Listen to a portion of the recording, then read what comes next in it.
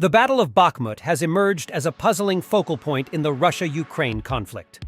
With a pre-war population of just 71,000, comparable to towns like Tamarac, Florida, and Drummondville, Quebec, the city's strategic importance has been a subject of intense discussion.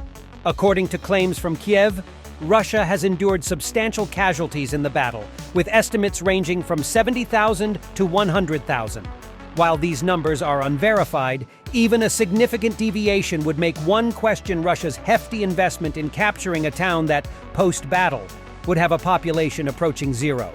The intensity and costs of the battle have led to speculations about Ukraine's strategy, particularly the idea that holding Bakhmut may provide a favorable casualty ratio for Ukraine. Yet the bigger question is, why would Russia invest so much in a relatively small city? One theory suggests that the personal stakes for Russian President Vladimir Putin could be driving the continuation of the conflict. A victory would yield personal gains for Putin, while a loss could result in harsh repercussions. This lens of personal motivations helps to shed light on the baffling dynamics of the Battle of Bakhmut. It suggests that beyond the apparent military objectives, political and personal factors might be at play, particularly for Putin. Before we move on, a quick reminder to all info warriors. Please leave your funniest topic-related comments and memes below. If you're following the Russia-Ukraine conflict closely, hit the like button and subscribe. A rumor suggests that every new subscriber makes Putin's mustache twitch a bit more. Putin's high-stakes gamble, the theory of gambling for resurrection. Discussing Putin's precarious position involves four main aspects. First, the concept of gambling for resurrection underlines that Putin's political fate is tied to the war's outcome. Second, evidence suggests Putin is deeply concerned about these stakes.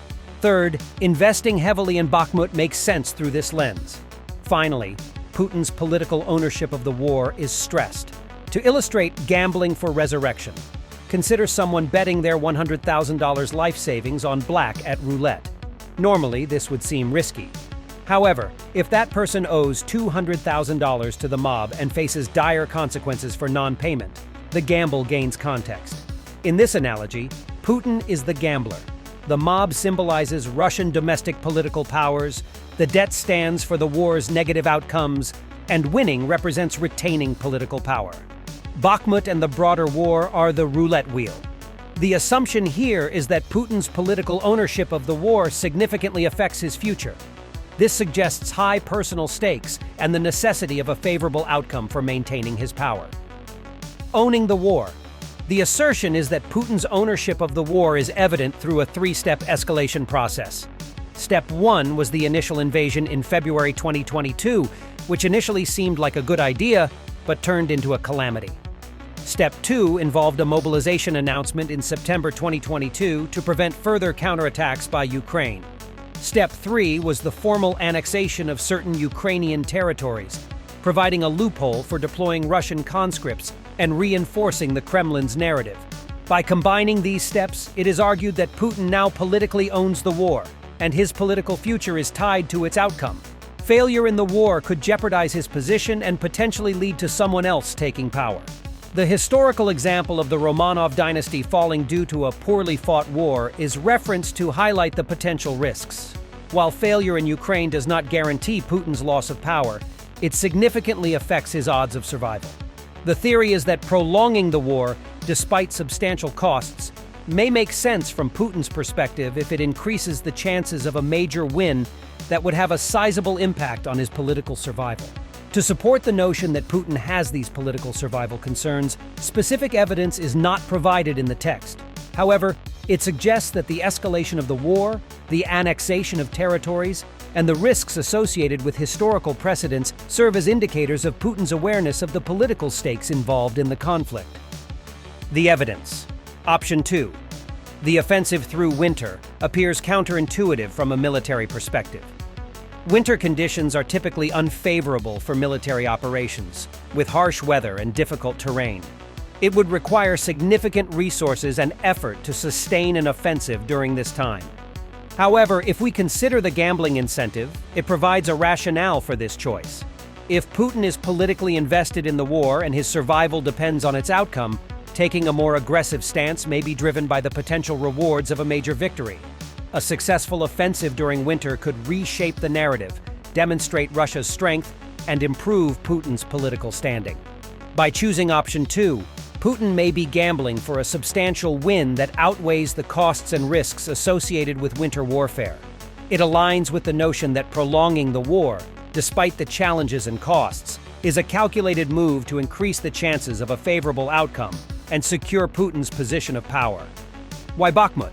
The specific focus on Bakhmut and the prolonged battle in the region can be attributed to several factors. First, Bakhmut holds strategic significance due to its location and proximity to other major cities like Slovyansk and Kramatorsk. Controlling Bakhmut would allow for further advances into these areas. Second, the infrastructure and development in Donetsk Oblast, including Bakhmut, present an attractive target for Russia.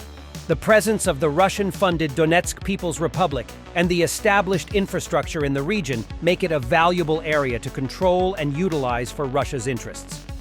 Additionally, the Battle of Bakhmut has seen some incremental gains for Russia, with the capture of Soledar and slow but steady progress in the city itself. These gains provide a narrative of success for Russia, which is important for Putin's political standing and the perception of the war domestically.